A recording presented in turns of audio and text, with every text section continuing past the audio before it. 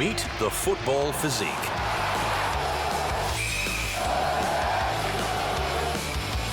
A smooth and sometimes suntanned specimen, it needs to be able to run for hours and hours with a ball glued to its feet. And in the case of the men, be crowned with gelled hair glued to his head. Agile to avoid tackles and change direction with great speed and precision. The quintessential footballer can sprint with world-class speed, kick with world-class power, and fake injury like a world-class actor. Small body, tall body, fat or fit body, nobody can hide from the truth.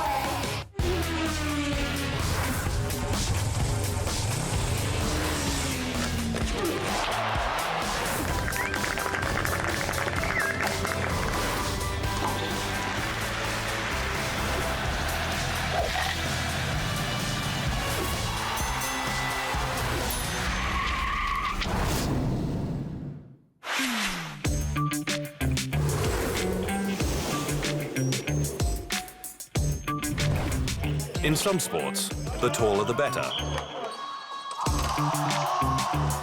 In other sports, the stronger the better. Can he hold? Sumo wrestlers need to be wide. Swimmers need to be lean. And Formula One drivers, they need to be light as a feather.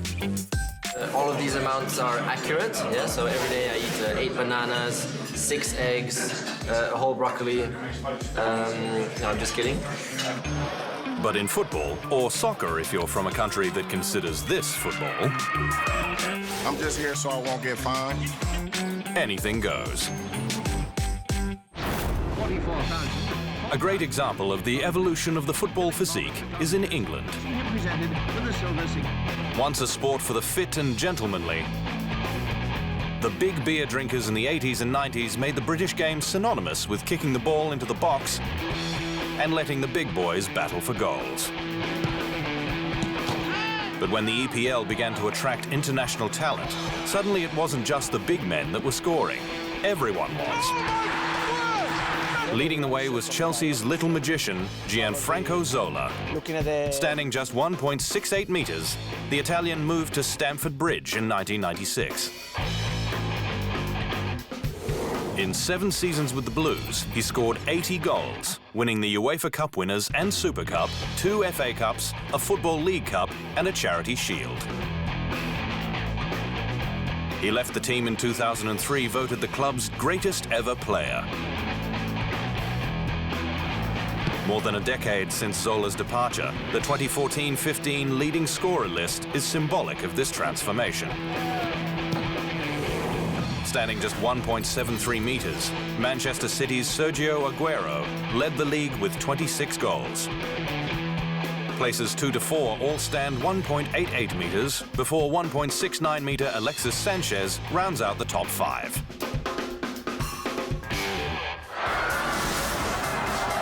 Coming up, the World Cup reveals which country uses their height the best.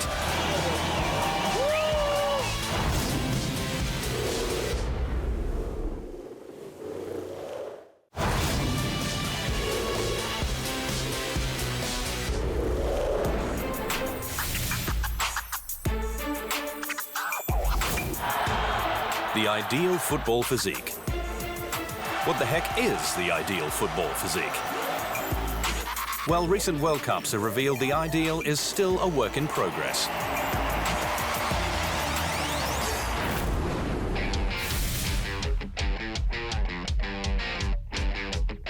South Africa 2010, and the tallest trees on the football pitches of the World Cup that year came from Serbia, featuring an imposing central defense of Neven Subotic, who stands at 1.91 meters, and Nemanja Vidic, standing at 1.90 meters.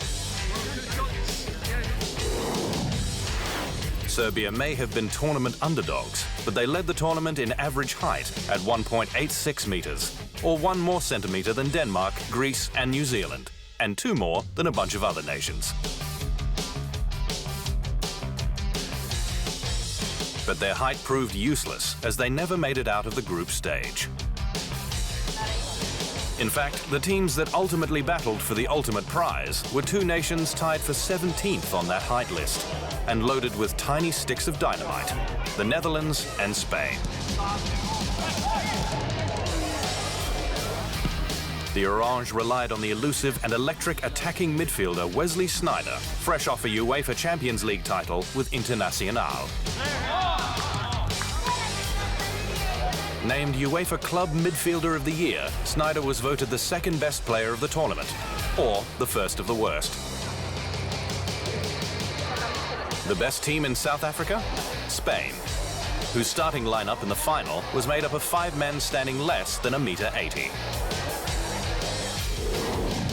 Carles Puyol was the tallest of the smallest at 1.78 meters, while forward Pedro lined up at just 1.67 meters. The list also includes the nation's all-time leading goalscorer, David Villa. Ultimately, it was one of the mini-men, Andres Iniesta, who scored the game-winning goal and was named man of the match. And while Spain celebrated their first ever World Cup victory, the small Sneijder consoled himself by marrying tiny TV presenter Yolande just after the World Cup ended. Take that, Spain.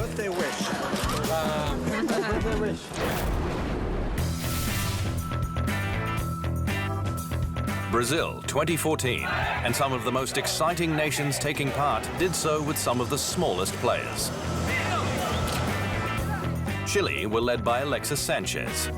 At just 1.69 meters, El Niño Maravilla, or the Wonder Boy, scored twice, before bowing out to host nation Brazil on penalties and bolting for Arsenal on a monster £35 million transfer fee.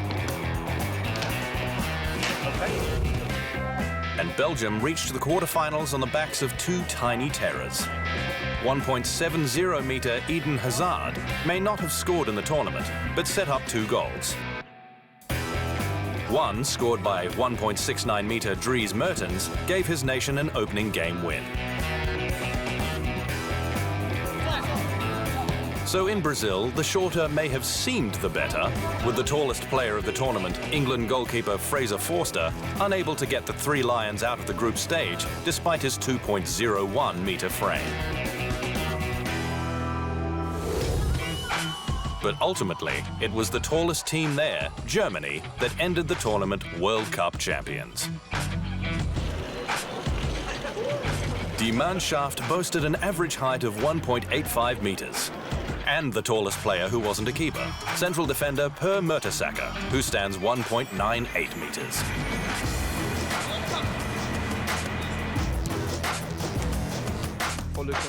That said, the captain and leader of the tournament's tallest team, and the man who hoisted the World Cup, was also their shortest player, Philipp Lahm.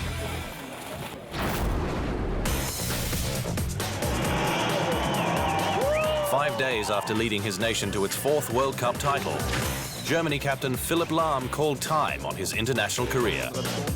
The perfect ending for the little Lahm. In my football career, the first 1.5 hours after the match was some of the best moments of my life. When you go over to the fans to celebrate the win, and you hug each other, and then go upstairs, receive the medal, and you can lift the trophy. And everything happened in the Maracanã. He was the youngest player to ever captain the German side at a World Cup, taking over from Michael Ballack in 2010. Lahm scored 5 goals in 113 games for the German senior side, in an international career that spanned a decade. Standing at just 1.70 meters, Lahm has proven so talented at both right back and in the midfield that being vertically challenged has never been an issue. The man from Munich is known for his incredible passing, pace, and precise tackling, earning himself the potentially humiliating nickname, the Magic Dwarf. All this magical talent has impressed every coach and talent scout in his path, including Pep Guardiola, Bayern's coach since 2013, and a man who knows a thing or two about small wonders, having coached Messi, Xavi, and Iniesta at Barcelona. Philipp is perhaps the most intelligent player I have ever trained in my career. He is at another level, he said.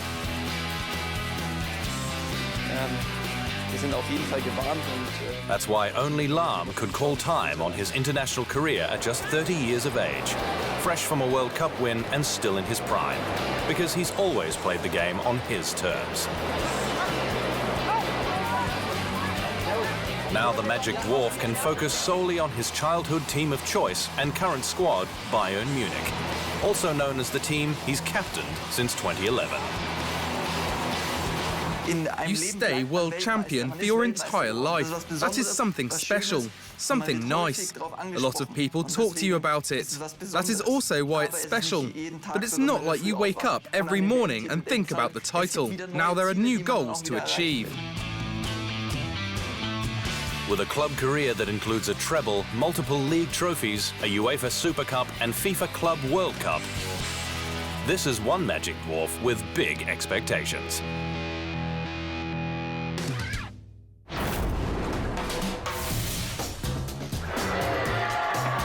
At first glance, scoring a goal in football should be easy because the net is so big.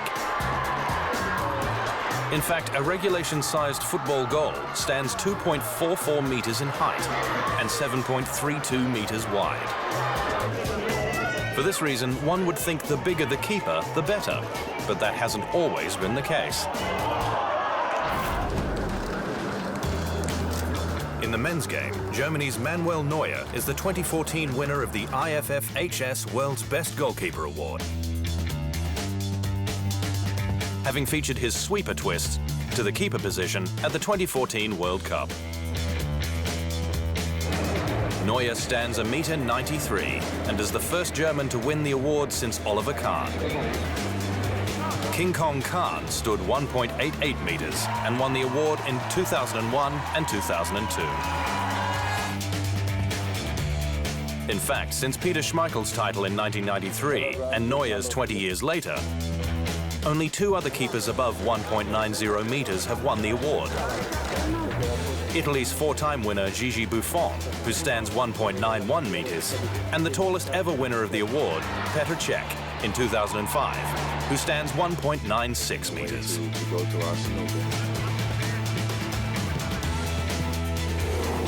The keeper who's won it the most? Spain's Iker Casillas, who at 1.85 meters is also the fourth shortest winner all time. On the women's side, it seems 1.75 meters is ideal for a keeper. Germany's Nadine Angerer, the only keeper, male or female, to win the FIFA World Player of the Year award. America's Hope Solo, who is a two-time Olympic gold medalist and holds the nation's record for most clean sheets. And France's Sarah Bouhadi, who's won 100 caps for her nation, all share the same height. After the break, football players who packed on the pounds.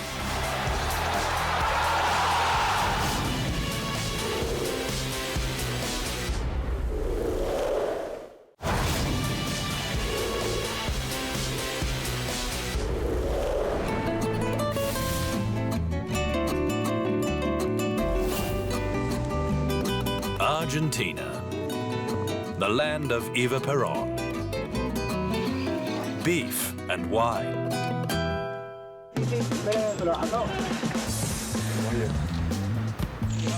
And a ton of short and sublime football players. Ever since the 1.65-meter Diego Maradona joined Brazilian Pelé in an eternal battle of the greatest ever, the national side, the Albiceleste, has showcased strong, speedy and slippery footballers that can change the outcome of a game in a flash. One of these is a man able to play both central defense and central midfield, the Chief. Javier Mascherano is 1.74 meters of brute strength and surprising skill. The second most capped player in his country's history, Mascherano has appeared in 4 Copa Americas, 3 World Cups and 2 Olympic Games, winning gold in both of them.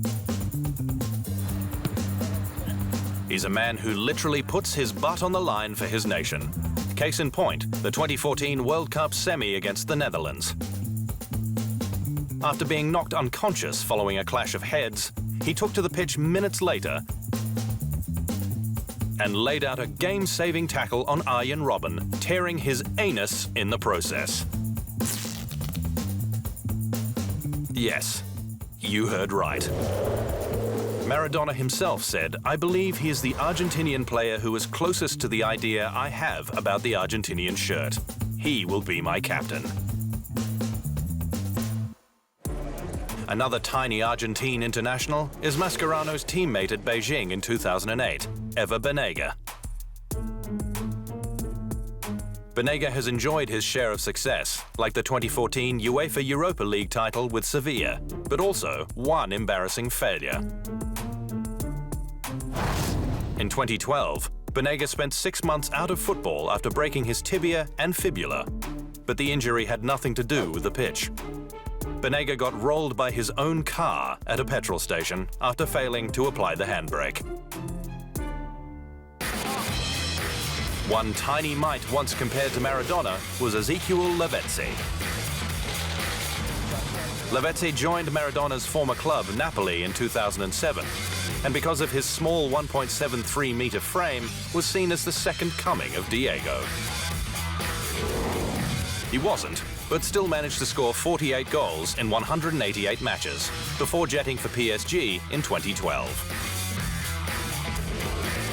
He hasn't been consistently brilliant there either, but his spurts of stellar for the Albiceleste made him a valuable member of Argentina's national side. If Lavezzi thought he had heavy expectations on his small shoulders, he should consider those of Sergio Aguero. At 1.73 meters, Aguero was once Maradona's son-in-law, having been married to Diego's youngest daughter, Giannina. Like his former father-in-law, Aguero does his best work on the pitch, having become an essential part of Manchester City's attacking line. His diminutive, stocky build has garnered him comparisons to Carlos Tevez and Maradona on a great day. And his sublime speed and technique has led Roberto Mancini, his former coach at City, to consider another comparison. Sergio is a photocopy of Romario. They are the same player, he said. And finally, the team's smallest player is also above and beyond their best, their captain, Lionel Messi.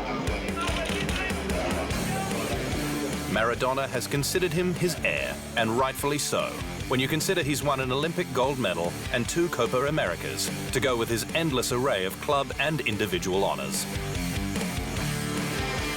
Messi stands just 1.70 meters, or 5 centimeters more than Maradona. But in today's game, he stands taller than everyone else on a football pitch. And if he could win that elusive World Cup, Messi could go down in history as the game's greatest ever player. I try to give the best of me always, and push it to the limit. I try to go out there and win all the titles I can. And obviously, a World Cup title is a dream of mine, my teammates and all of my country. We will continue to work and fight to get it. But I don't only want to win the World Cup. I go out there to take home all the competitions I play in.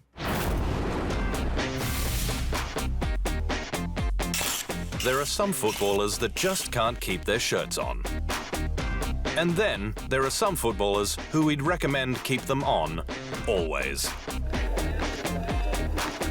Football and fat have never really gone well together, but there are some who carried that extra love around their handles and still play the world game beautifully.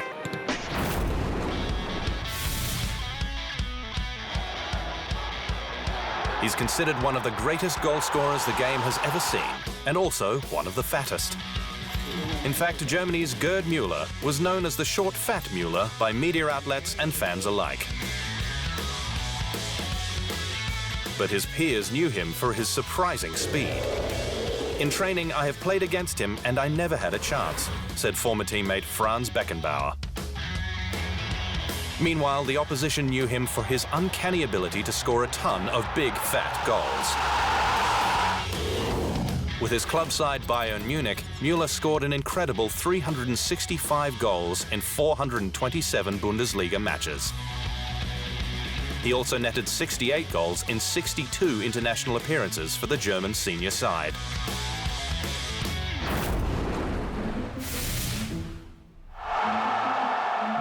Described as the most naturally gifted English midfielder of his generation, Paul Gascoigne wore his heart on his oversized sleeve.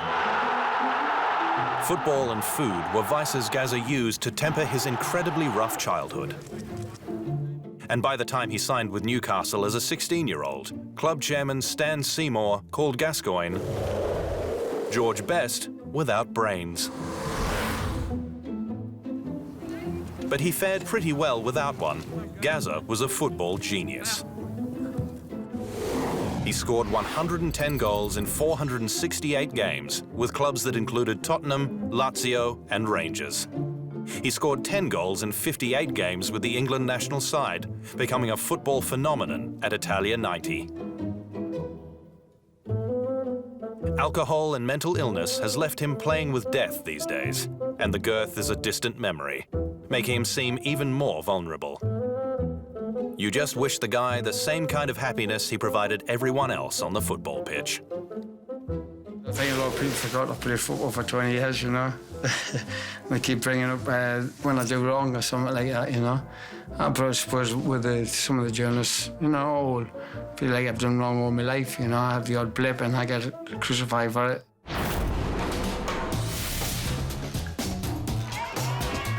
And finally, if it wasn't for his fragile knees cracking under the pressure of his oversized body, Ronaldo's name could be comfortably up there with the likes of Pelé and Maradona. He scored a staggering 352 goals in 518 games at club level, and another 62 goals in 98 games with the Seleção. The two-time World Cup winner had to endure fat jokes for his entire career, but it was later discovered he suffered from hyperthyroidism, which caused his body's metabolism to be slower than most. But with the ball at his feet, there was nobody faster, and perhaps nobody better. Still to come, the muscle men of football.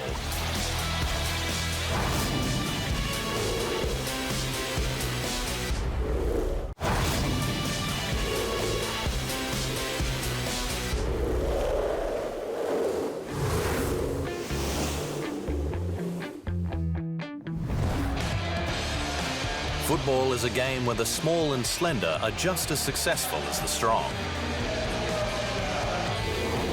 Where little Marco Verratti, slender Angel Di Maria, and martial arts fanatic Zlatan Ibrahimovic can comfortably join forces to make things happen. On the international stage, the Belgium national side has also proven that small and strong can go hand in hand, because their resurgence has just as much to do with their little guys as their big muscle men, like their forwards, Christian Benteke and Romelu Lukaku. Benteke stands 1.91 meters and weighs 83 kilograms, and is an imposing force up front. Unfortunately for him, a ruptured ACL kept him out of the 2014 World Cup.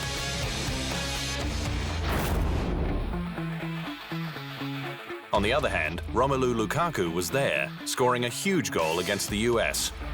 Lukaku is known as the Beast, and for good reason. Standing a centimetre shorter than Benteke, he's 11 muscly kilos heavier. And finally, their captain, Vincent Kompany, is a monster at central defence. At 1.93 metres, he's intimidating and tough. Crave for football and winning matches and trophies. Take their 2013 World Cup qualifier against Serbia, where he played nearly an hour with a broken nose and cracked eye socket, after a collision with goalkeeper Vladimir Stojkovic, who incidentally stands 1.95 meters. But perhaps the most powerful player in football is Adebayo Akinfenwa. The League Two striker with Wimbledon is a human tank and can bench press 200 kilograms, double his playing weight. Even EA Sports made him the strongest man in their FIFA 16 video game. And how does a man this big play football? I'm too scared to ask.